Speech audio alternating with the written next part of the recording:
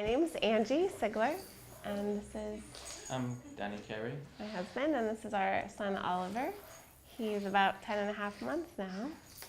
You were born, right, Oliver, on February 27th, so I can't believe you're almost a year old. And I've had the good fortune of telling my birth story, of course, multiple times. And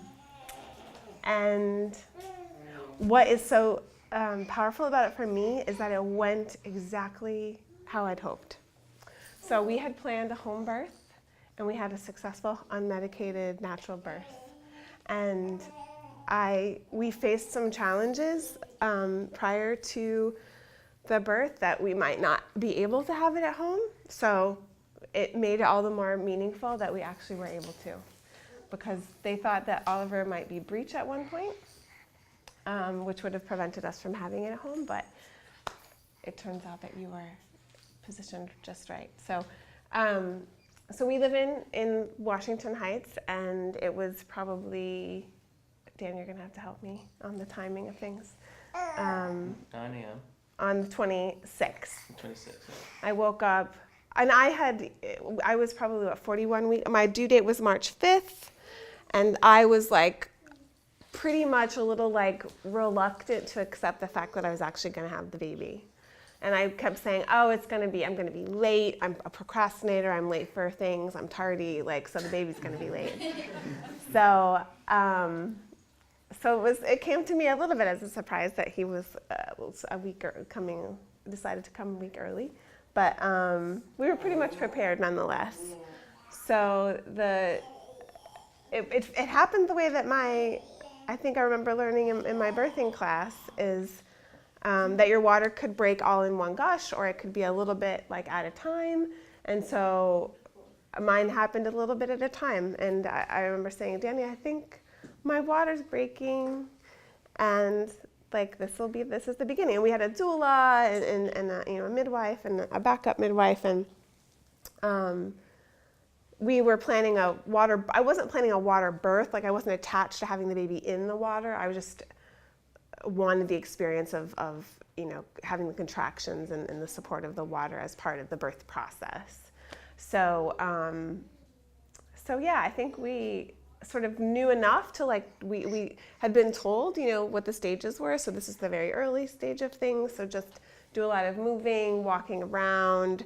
So yeah, we just kind of went about our day. There was no real discomfort, maybe the slightest bit of discomfort at that point.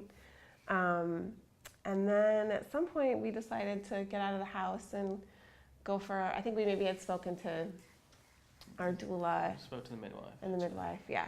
And she said, just, take it easy and move around a lot, go for a long walk and see if that moves, things along. And I think I don't know what time we left the house, maybe 1 or 2 o'clock. I feel like we went for a very long walk, 2-hour long walk with snacks and around Inwood. And then I just got tired at some point, and the contractions started to be more noticeable. I remember being in Darling Coffee, going to the bathroom, and being oh, this is a bit more of a it's stopping me in the moment and bringing my awareness to what's happening. So that was an indicator for me that the contractions were getting a little bit stronger, and then at some point I just physically was I need to take a nap. I need to rest, because you never know how long this is going to go on for. So they say get rest when you can.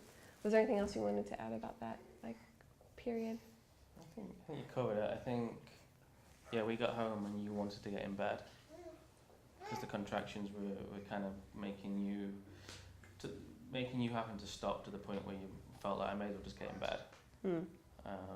But there was still 10 minutes or so. I downloaded one of those apps that they tell you to download, and I was timing, and kind of secretly, so she didn't think I was checking on her. I didn't want to really know no. I just wanted to be in the experience of it. So I'm glad you did it on the down low. Yeah. And then I feel like I was able to rest in bed for a period of time, and pretty much I remember saying this to Danny, like when we were doing the birthing classes. I was like, I have a feeling I'm not going to want to talk to anybody. I'm not going to want to interact with anyone. That I'm going to really be in my own internal world. And that's exactly how it turned out. So I had taken our midwife required that we do this sort of specialized birthing class, sort of like an intensive workshop, one day sort of thing, if you were a first-time parent.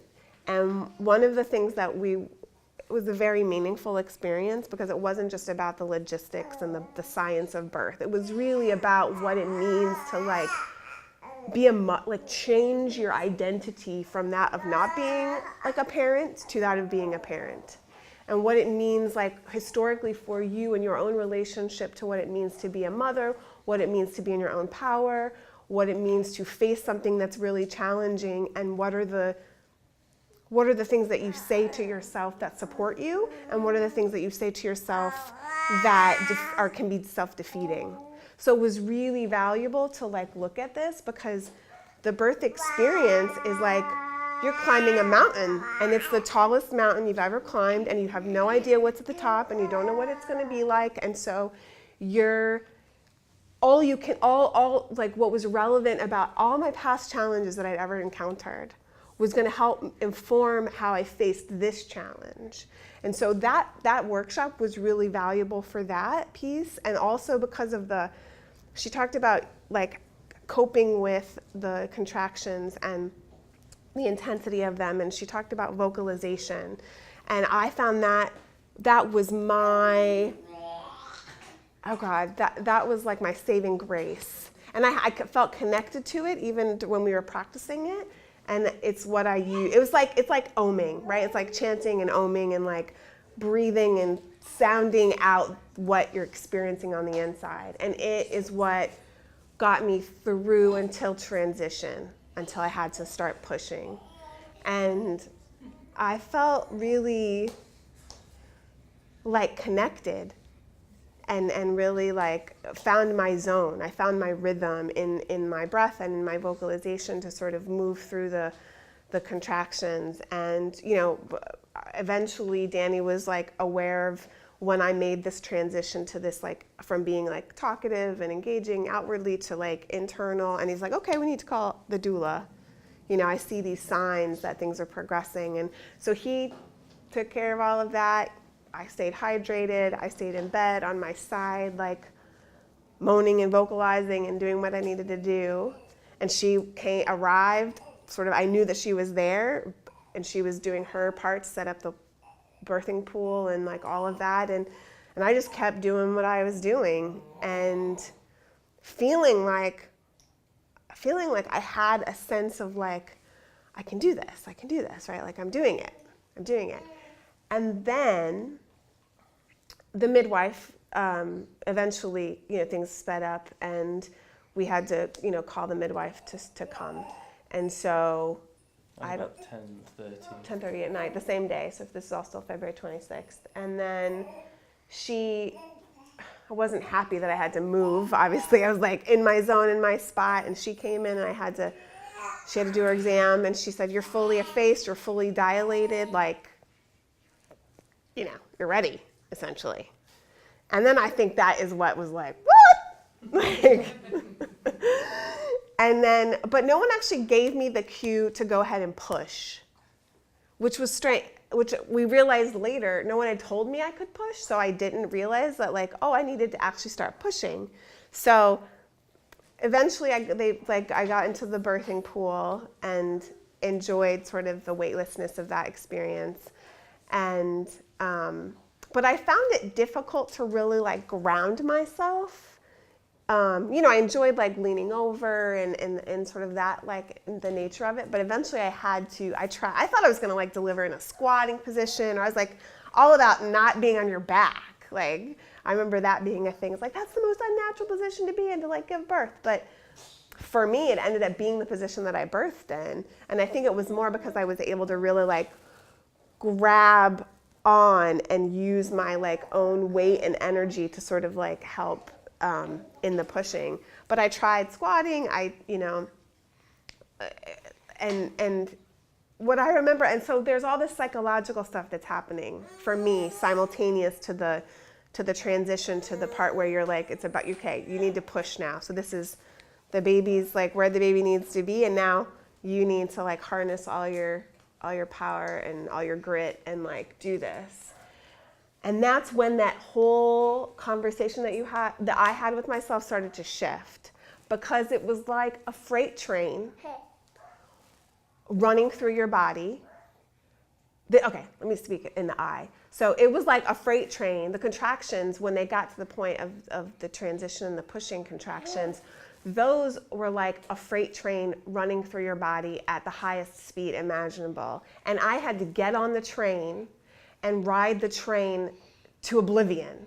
That this is like psychologically what's going on in my mind, is that I have to get on the train and stay on the train, because what was happening is that I would push, and then Oliver would come out a little bit and then go back in. And it was like there was this fear component I was working against, because it was like, oh my God, this means if I do this, it's all over. Like my life is completely changed. And I am now a mom, and I'm facing that in a way that I've like never had to face it during the whole pregnancy. But it's like this threshold, right? Like the actual threshold of like him being birthed through, and it's simultaneously my being birthed as a mother.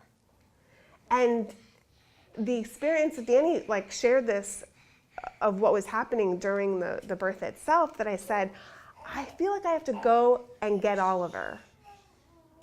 It was like, and I wasn't even conscious of this in the moment that it was happening. It was only after I was reflecting on it with him that it was like, oh, buddy, like you being born, you and I have to do this together. We have to be in this journey together, because this is, for both of us, your spirit is becoming embodied, and my being a mother is becoming embodied through you. So it was like that, like facing that itself was what I had to like, that's what I was up against, and that is what was so, I think what took longer, like in my pushing was probably an hour and a half, 2 hours, and I think that's what made it maybe longer than it would have been if I didn't have that all kind of going on inside internally. But once I finally got connected to that and was like, okay, I'm going to do it. I'm going to get on the train, and I'm afraid I'm going to die, because it sort of feels like you're going to be like, at least for me, it felt like I was going to die on this like existential level, right? The me that I was dying, and this new person was going to be born. And so I was grappling with that, and then Oliver came through, and I realized later, he came out with his hand in front of his face. So I had a lot of tearing as a result of that. So I think it was more painful than normal. Well, normally, like I think it's more painful than if his hand had not been there. So it took me a second, really, to like, not even a second, more than a second. It's not like, oh, look, the baby's here. It was like I was in this other reality totally, and I had to come back to like this other space and time where Oliver... There's a picture where Oliver is laid on your chest somewhere, and you can tell, because our new doula was taking the pictures, that you are not aware he's there on your stomach. You are not aware. Like you're still like in this kind of pushing like zone. Yeah, I remember like, is he out? Like I remember sort of asking, like, is he here? Is he out? Like what happened? Because it was still all very painful. So it wasn't like obvious. Like I know it sounds crazy. How did you not know your baby was out? But I was still in this other realm, sort of, and then gradually, kind of came back into my body, and So you have probably a couple of minutes. Yeah. So how would you guys like to close that? What has stuck the most with you after all of that, which is amazing. All of the stuff that you're talking about becoming a mom is really incredible, and not too many of us talk about. It's great. Yeah, I think that identity shift has been part of has been a real challenge, like it's been a struggle to really embrace that and to, like, I'm still figuring out what it means now that I'm a mom. Like, who am I as a mother? And what do you think? Yeah.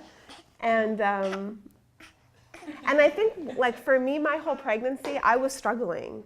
Like, it was not a blissful experience, and I have just tried to be authentic in whatever I'm experiencing and not, like, try to be the, like, bouncy, sunshiny, pregnancy's beautiful, I feel great, you know, and just be really real about what's happening. So I feel like that about motherhood. I'm just trying to be really real about my experience with motherhood, which is, like, amazing, awesome, bring me to tears, and then also, like, so overwhelming, so exhausting, so stretching me in ways I've never been stretched before. You know, and I'm a stay-at-home mom right now, so I haven't gone back to work yet. So I'm enjoying it, and I'm so happy that I'm sleeping in the bed that you were born in, and that, you know, that sort of full circleness of it has been really powerful for me. Yeah. That smile right there.